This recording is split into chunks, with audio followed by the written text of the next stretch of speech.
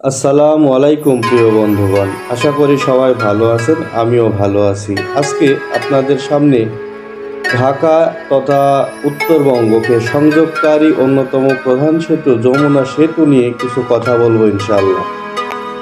যমুনা বহুমুখী সেতু বা বঙ্গবন্ধু সেতু বাংলাদেশের যমুনা নদীর ওপরে অবস্থিত একটি সড়ক ও রেল সেতু। যদিও বর্তমানে আলাদাভাবে রেল সেতু তৈরি করা হয়েছে। এর দৈর্ঘ্য 4.8 কিলোমিটার। সেতুটি বাংলাদেশের দ্বিতীয় দীর্ঘতম সেতু হিসেবে পরিচিত। 1998 সালে এর নির্মাণ কাজ শেষ হয়। এই যমুনা সেতু নদীর পূর্ব তীরের ভুয়াপুর এবং পশ্চিম তীরের সিরাজগঞ্জকে সংযুক্ত করে।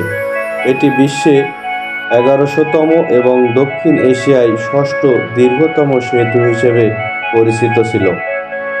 যমুনা বাংলাদেশের প্রধান তিনটি নদীর মধ্যে বৃহত্তম এবং প্রবাহিত পানির আয়তনিক পরিমাপের দিক থেকে বিশ্বের পঞ্চম বৃহত্তম নদী হিসেবে পরিচিত।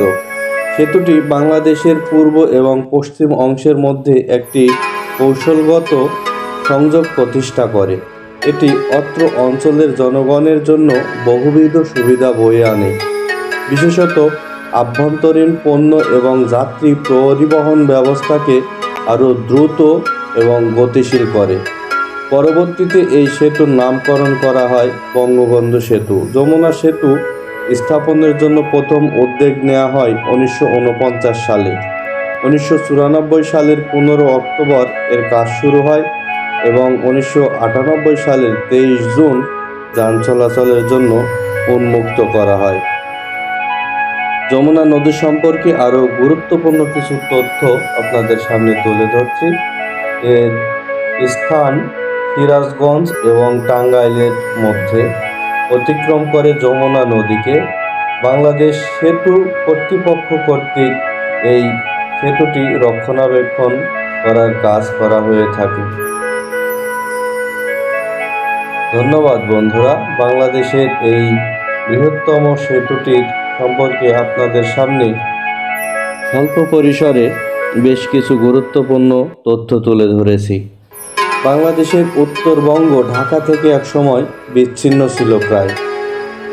এই যমুনা সেতু হওয়ার ফলে বাংলাদেশের উত্তরবঙ্গের সাথে, বিশেষত রাজশাহী, রংপুর, দিনাজপুর তথা পঞ্চগড়ের সাথে খুব সহজ এবং দ্রুতগামী একটি সংযোগ স্থলের গুরুত্বপূর্ণ ভূমিকা পালন করে এই যমুনা সেতু। সেতুটিতে দীর্ঘতম স্প্যান 100 মিটার, এর প্রস্থ 18.5 মিটার, মোট দৈর্ঘ্য 4.8 কিলোমিটার।